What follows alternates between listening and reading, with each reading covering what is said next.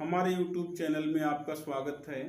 हम बात करते हैं हिंदी साहित्य में अर्थालंकार की। अर्थालंकार किसे कहते हैं?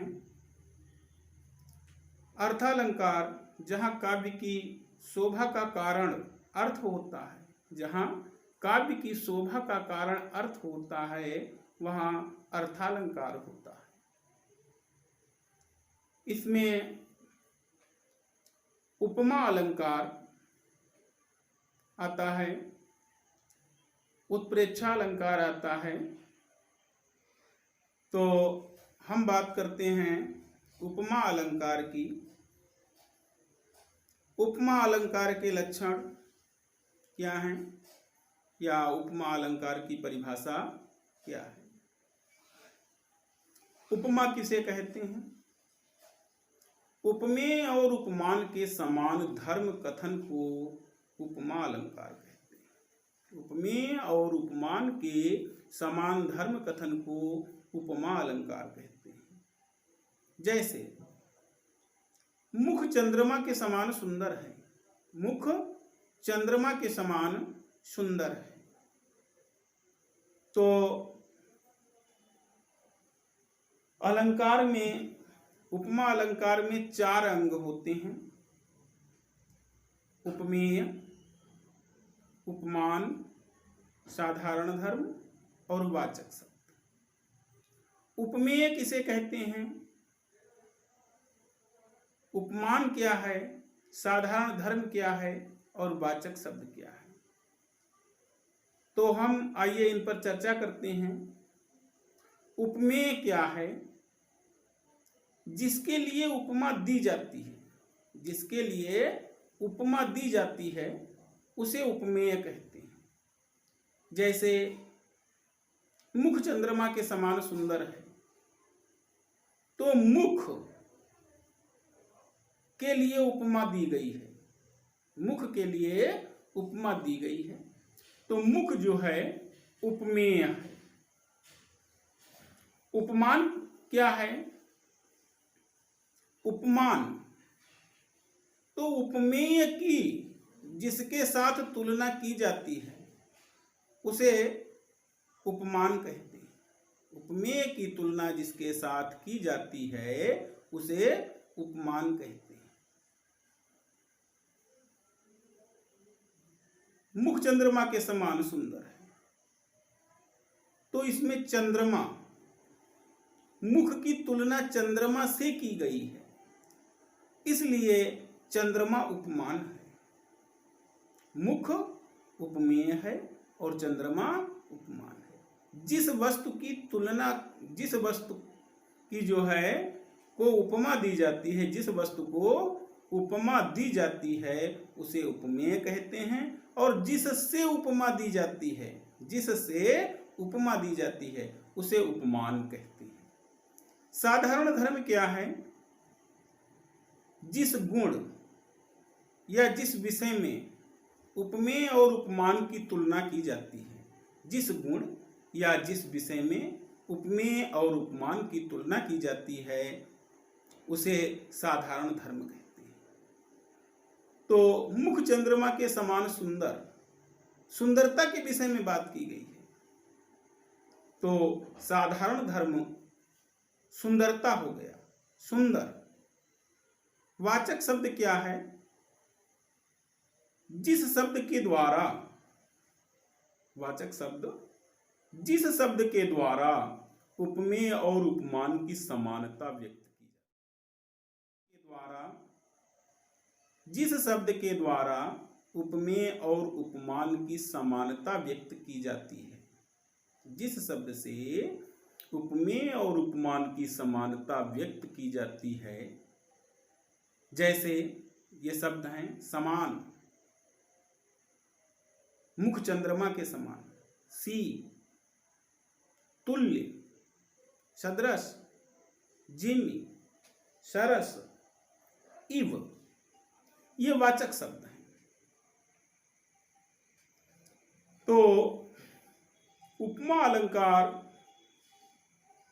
में ये 4 अंग पाए जाते हैं, तो हम बात करते हैं उपमा अलंकार के भेदों की।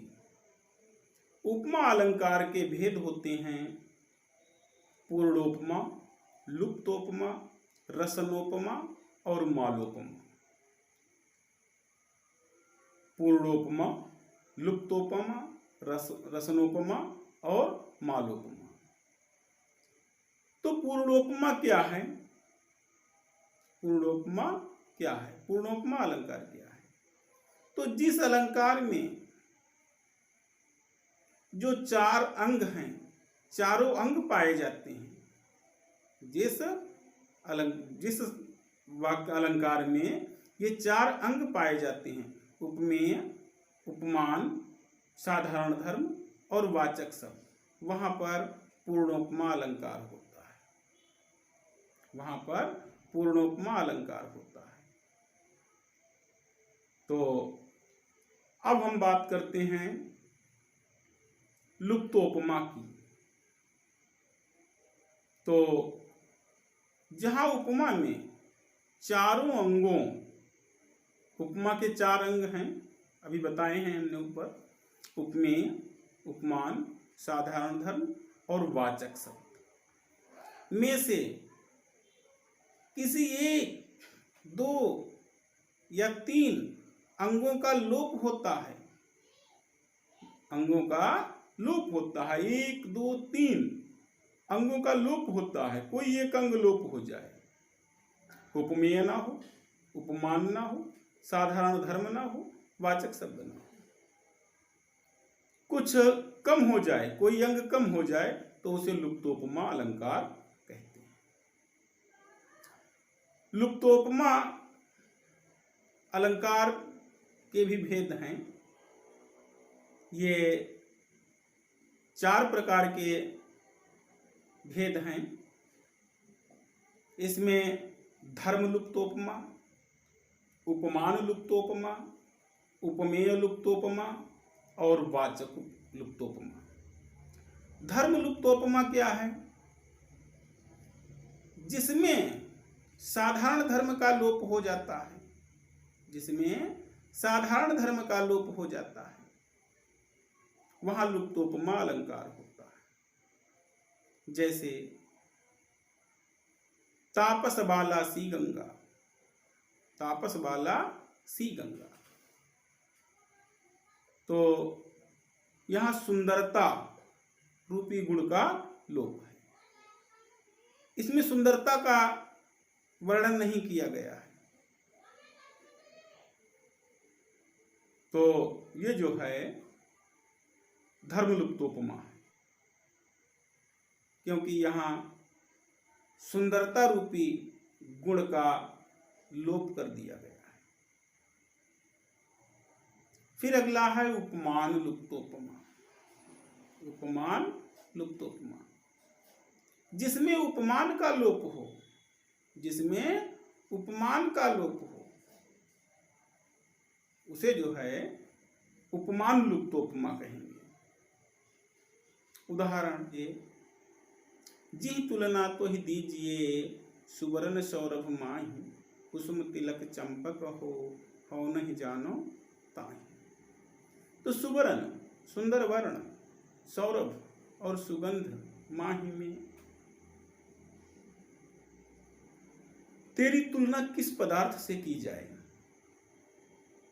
मैं उसे नहीं जानता। हो न जाने, हो नहीं जानो ताही, मैं उसे नहीं जानता। क्योंकि कुसुम तिलक चंपक हो, कुसुम तिलक,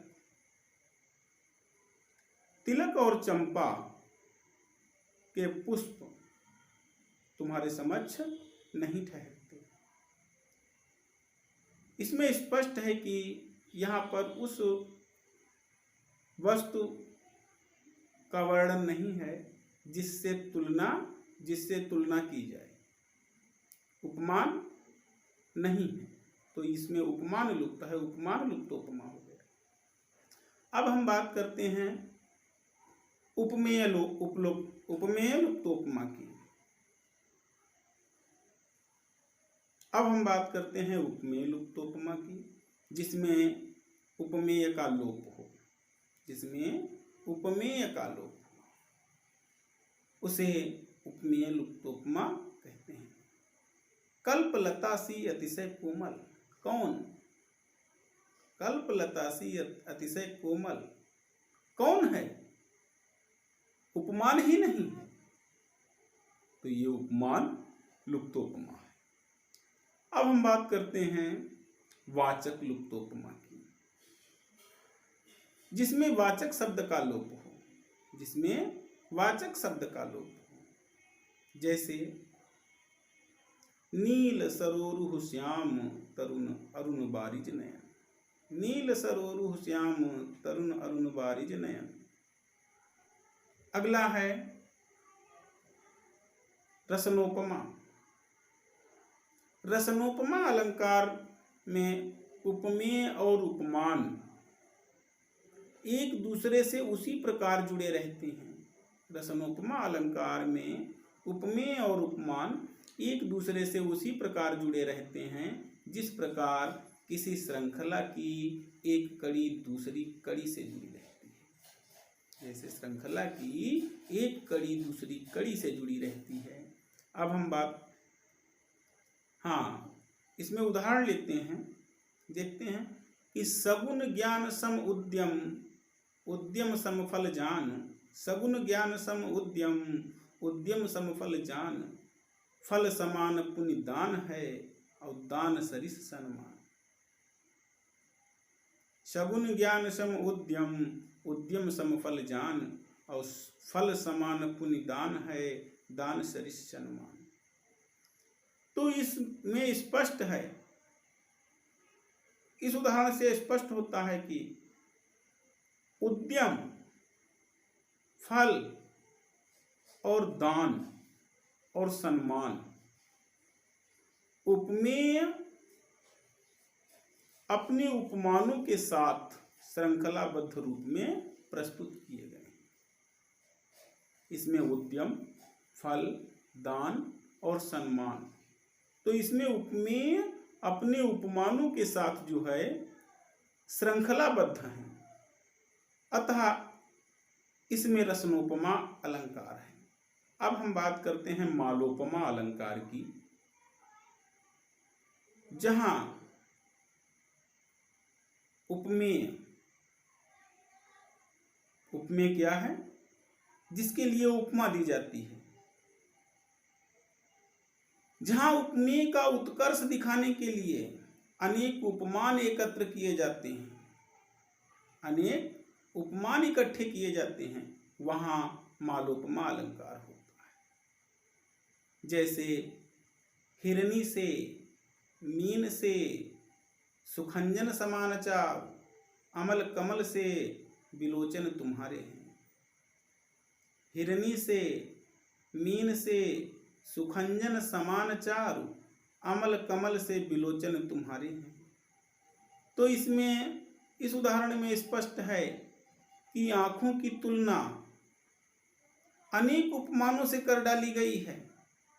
हिरनी से, मीन से, सुखंजन के समान, कमल के समान, तो यहाँ पर कई सारे उपमान लिए गए हैं, तो इसमें मालोपमा अलंकार है।